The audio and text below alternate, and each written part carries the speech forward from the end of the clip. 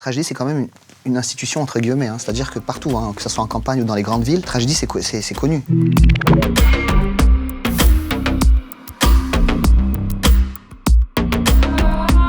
Quand on a signé l'album, tout le monde s'attendait à ce qu'on fasse un one-shot. Ils ont entendu EO. Est-ce que tu m'entends, EO? C'était un titre assez, entre guillemets, bateau, tu vois. Est-ce que tu m'entends, EO? Vraiment, pour pas dire cucul la praline, tu vois. Mais il s'est avéré qu'en fin de compte, le groupe savait chanter, tu vois. Donc on a fait 5 millions de disques vendus quand même, avec des grosses balades comme Éternellement, où ça chante vraiment. Des hits comme Sexy pour moi.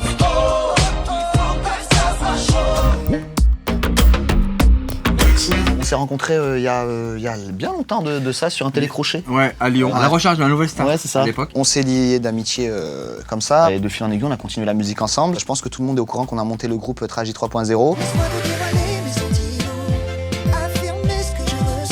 Avec Silky Shy notamment, qui était l'ancien membre de Tragédie qui était avec moi, qui lui a quitté le groupe sans... on n'a pas d'animosité ni quoi que ce soit, mais il a fait son choix de quitter le groupe tout simplement. Donc lui il est resté, on a continué à deux, on s'est aperçu que justement Tragédie, c'est deux personnes en fait. Ça marche beaucoup mieux à deux.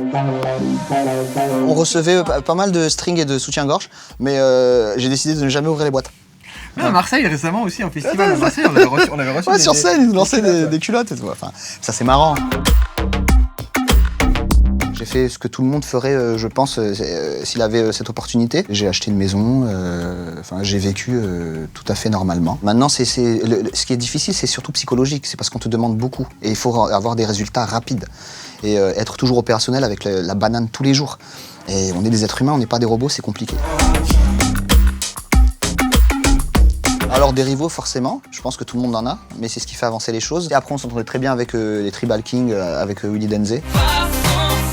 Qu'est-ce que t'as envie de dire? Je sais. Non, mais vas-y, bah dis, alors il a envie de parler, lui, vas-y, envoie la sauce. T'as pas voulu lui dire Matthew Stone, il était là sur le bout de la lèvre. Non, pas du tout, non. C'est... non, parce qu'il nous déteste, c'est pour ça que je dis ça. Je le valide à 100% pour l'époque. C'était obligatoire. On est tous passés par là. Si t'avais pas un baggy... C'était quand même de ouf, c'était bien. Ouais, franchement, c'était quand même bien. C'était magnifique. Maintenant, quand tu vois un peu les ricains, tu vois les Wayne et tout, ils sont en baggy. Hein.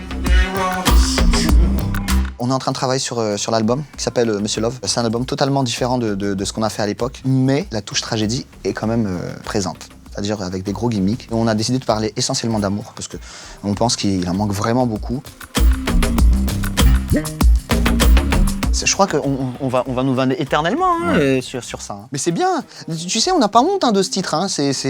Grâce à Dieu, on a réussi à faire un titre quand même comme ça, qui a marqué les gens. Et puis sans vouloir mettre le groupe sur un piédestal, tu vois. Je le dis vraiment. J'essaie de me mettre extérieur au groupe. Tragédie, c'est quand même une institution entre guillemets. Hein. C'est-à-dire que partout, hein, que ce soit en campagne ou dans les grandes villes, Tragédie, c'est connu. C'est des mecs qui ont la patate et la bonne humeur. C'est connu pour ça. C'est devenu presque comme un proverbe. Tu sors dehors, tu dis n'importe qui, est-ce que tu m'entends? Et il va te dire EO. Ouais.